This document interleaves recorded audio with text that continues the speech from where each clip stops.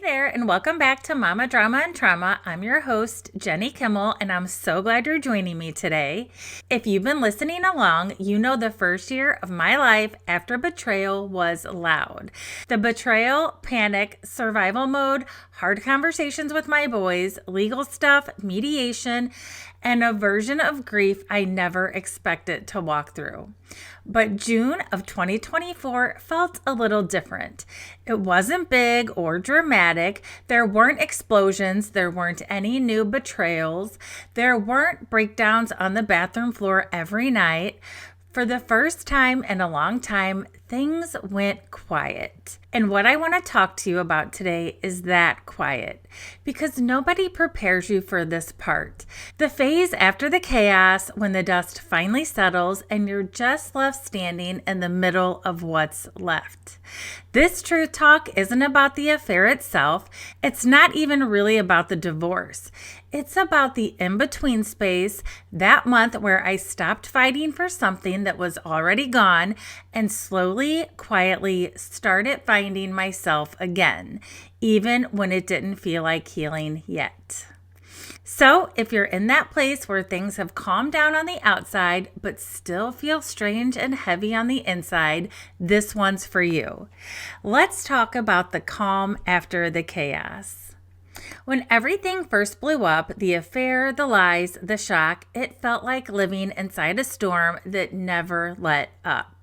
Every day there was something, a text, a new painful detail, a conversation with the kids, a legal decision, a bill, a trigger, a memory that ripped me open all over again.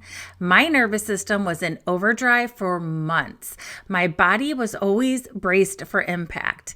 And then, almost without noticing, June arrived and the noise started to fade. There weren't constant arguments anymore. There weren't long explanations that went nowhere. There weren't as many emotional text messages that left me shaking. On paper, that sounds like relief, but what I actually felt was empty. I remember waking up some mornings and for a few seconds feeling completely normal, just like any other normal day. And then the reality would creep back in. Oh, right. It's just me now. My life is different. This is my new normal. But instead of that wave of sharp pain I was used to, it felt heavier, slower, and quieter. The ache was still there, but it had moved deeper. It wasn't screaming anymore. It was just sitting inside me. I wasn't crying every single day. I wasn't replaying every conversation in my head, but I also wasn't happy. It felt like standing in the middle of my living room after a tornado had gone through the house. The wind had finally stopped. The roof wasn't ripping off anymore, but the damage was still everywhere. And here's the part people don't talk about. When you live in chaos long enough, the calm feels wrong. You almost miss the noise because at least when everything is loud, you know what you're supposed to do. Survive. June was the first time I realized I wasn't in survival mode anymore. I was in the after, and I had no idea how to be that version of myself just yet. Numbness versus peace. Sitting on the porch, watching life go on without you. One of the clearest memories I have from June is a simple one. It was a warm day, that thick Missouri early summer kind of warm, and I was sitting on my back porch with a glass of wine. The yard was green, the trees were full, the cicadas were loud that year, unbelievably loud, that constant buzzing hum that you can feel in your chest. Life was buzzing all around me in this strange, almost overwhelming way, and everything looked normal from the outside. But inside, I felt like I was watching someone else's life. I remember staring out at the yard and thinking, how did we get here? Not from a dramatic, poor me place, but this stunned, quiet disbelief. Like, how did the woman who spent 22 years building a family, building a marriage, building a home, end up here, sitting alone on a back porch, trying to remember what it feels like to laugh and actually mean it. And here's the hardest part to admit. I felt nothing and everything at the same time. I wasn't sobbing, I wasn't shaking, I wasn't smashing plates or screaming into a pillow.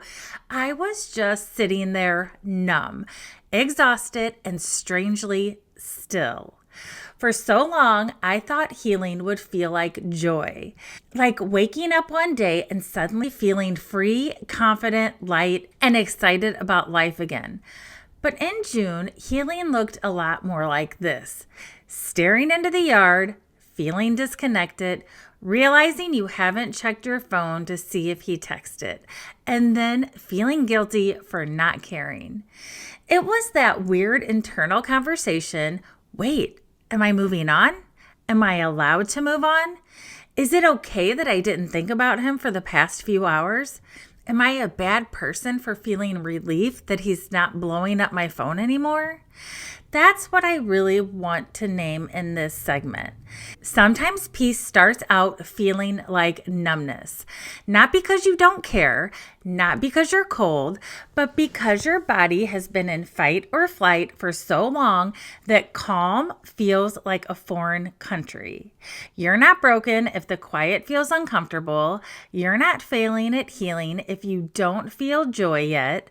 Sometimes the first stage of peace is just not chasing the chaos anymore. And that's exactly where I was in June. Showing up when they don't. The day his absence said everything.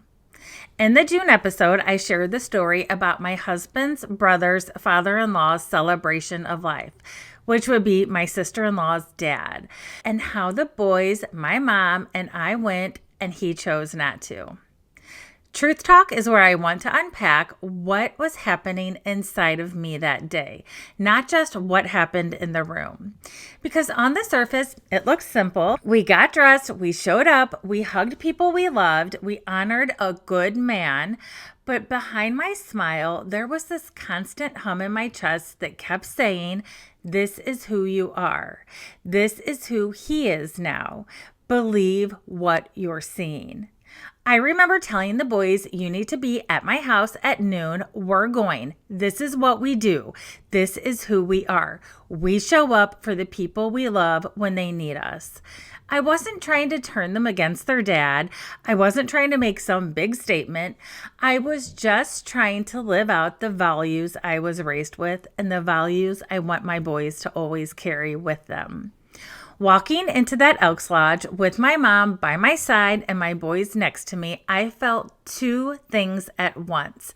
Pride that we were there, present, loving, and steady, and sadness that he wasn't, and that his absence was writing a story I had no control over anymore. Nobody needed to say his name. Nobody had to whisper, "I can't believe he didn't come." The fact that he wasn't there spoke louder than any gossip ever could. And I think that was the day that something inside me quietly clicked into place. I stopped asking, "How could he?" and started accepting, "This is who he's choosing to be right now." It didn't feel empowering. It didn't feel like some big healed moment. It felt sobering, heavy, clear. Truthfully, I was embarrassed for him. Not because I hated him, but because I knew his brother would have shown up if it were my dad. I knew what this would look like in the long run, to his family, to our kids, and to himself. And in that moment, I realized I can't fix this for him. I can't protect him from the consequences of his choices. I can't rewrite the story my boys are watching play out. All I can do is stand in my own truth and keep showing up. And that's what I want to say to you. If you are the one who keeps showing up at the games, at the family events, at the hard conversations, and the quiet moments when nobody is clapping for you, you are not invisible. Your kids may not have the words right now, but they do feel it.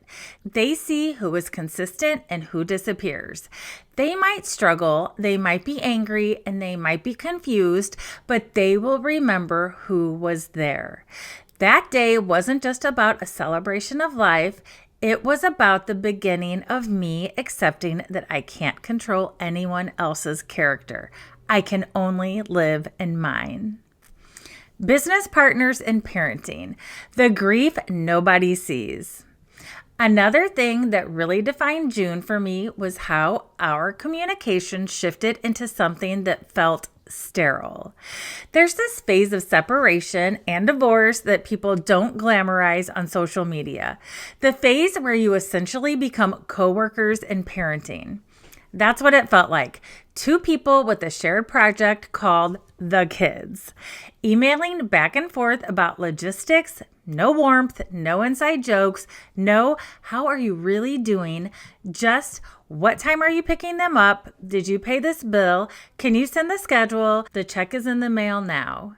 And I want to be really honest here. That hurt in a very specific way. We weren't screaming at each other. We weren't in some explosive war. We were just disconnected completely.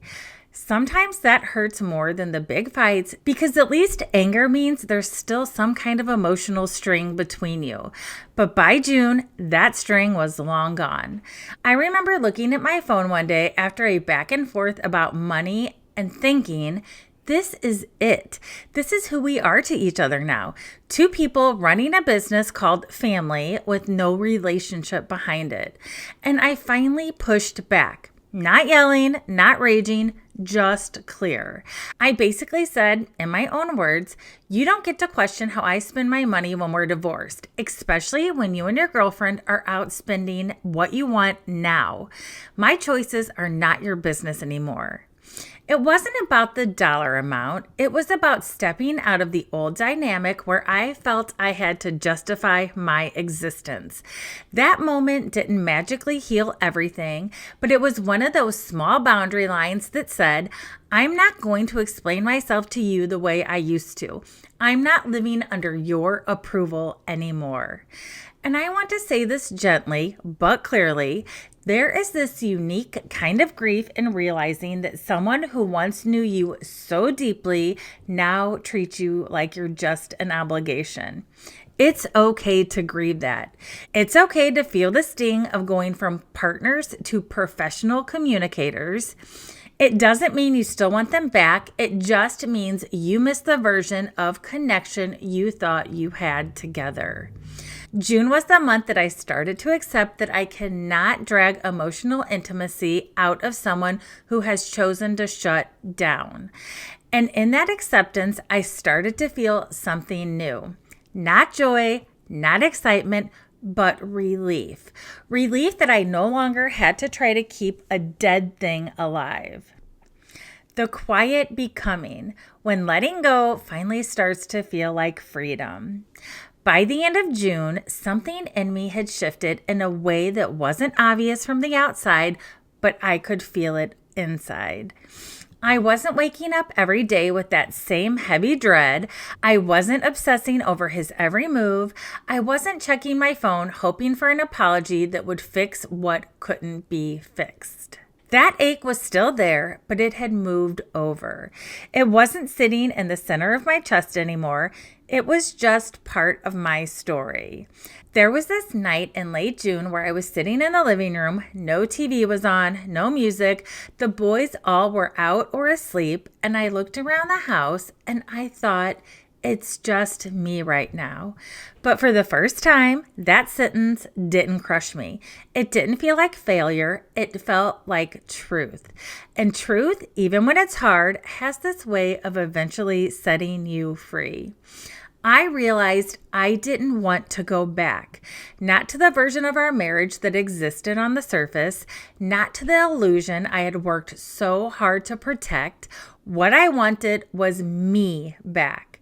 The me who loves deeply, the me who shows up, the me who values loyalty, family, honesty, and heart. June was the month I stopped trying to drag him into that with me and started standing in it alone. Not as punishment, but as choice.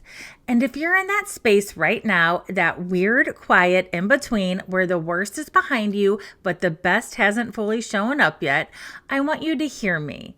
You are not stuck. You are not failing. You are not behind in your healing. You are in the becoming. This is where your roots go down deeper. This is where you learn what kind of peace you actually want. This is where you stop twisting yourself into knots to be chosen and start choosing yourself. Letting go rarely looks like a big movie moment. Most of the time, it looks like small, quiet choices. Showing up for family when someone else doesn't.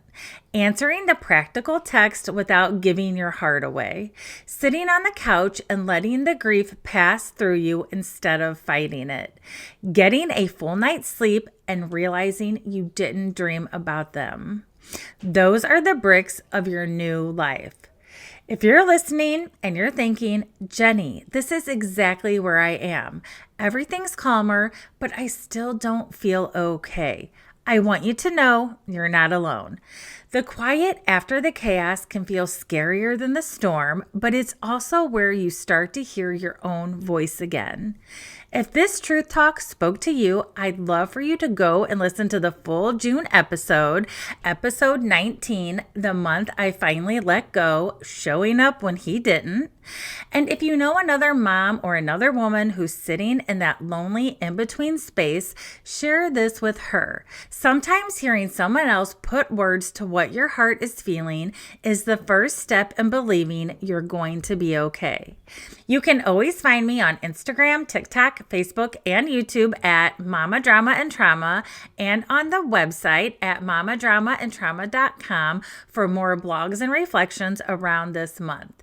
And as always, you are strong, you are worthy, and your story matters. Until next time, take care of you.